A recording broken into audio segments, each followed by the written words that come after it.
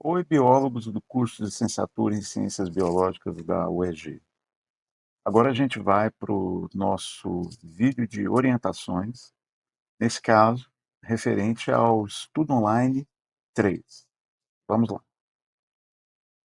Após entender como a diversidade dos grupos aquáticos, né, representou o início da história dos vertebrados no planeta, nesse terceiro momento, né, nesse módulo, nós vamos estudar como que a diversidade dos vertebrados se estendeu para o ambiente terrestre.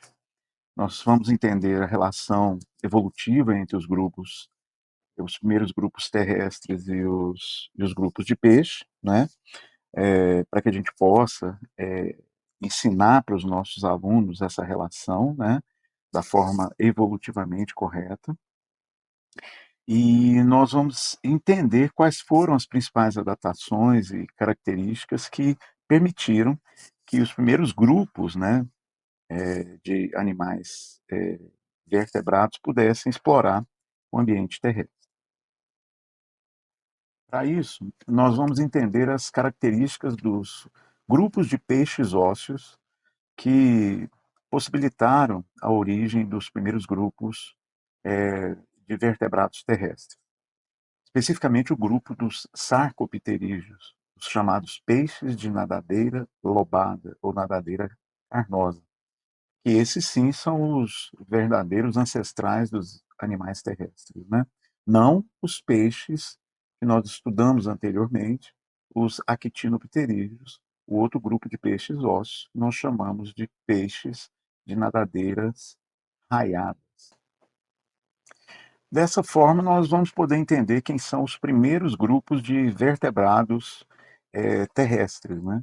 A primeira classe, cuja diversidade é importante para nós, é a classe dos anfíbios, né?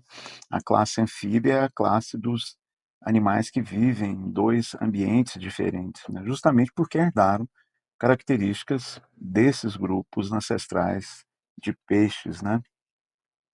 E aí nós vamos conseguir separar os grupos principais de anfíbios, identificar quem são esses grupos, quais são as ordens principais dentro dessa classe e estudar um pouco das características básicas do grupo. Vamos saber reconhecer quais são as ordens principais de anfíbios, né? Quem são os grupos de anfíbios atuais. Vamos saber separar as cobras cegas das salamandras e dos tritões e identificar que a maior diversidade de anfíbios existente no mundo é aquela que faz a gente lembrar mais de anfíbios, né? Quando eu digo a gente, nós biólogos aqui do Brasil, especificamente do centro-oeste do bioma do Cerrado, né? Que são os anfíbios anuros, sapos, rãs e pererecas.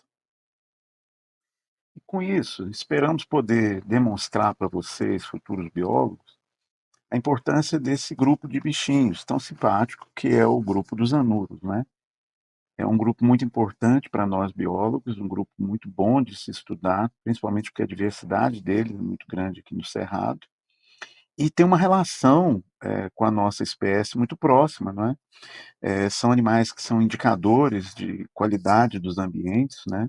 E a gente vai poder discutir um pouco, não só a importância da biodiversidade deles, mas a relação deles com as outras espécies, né, de vertebrados que ocorrem no cerrado e como eles são importantes, né, para a manutenção do nosso bioma.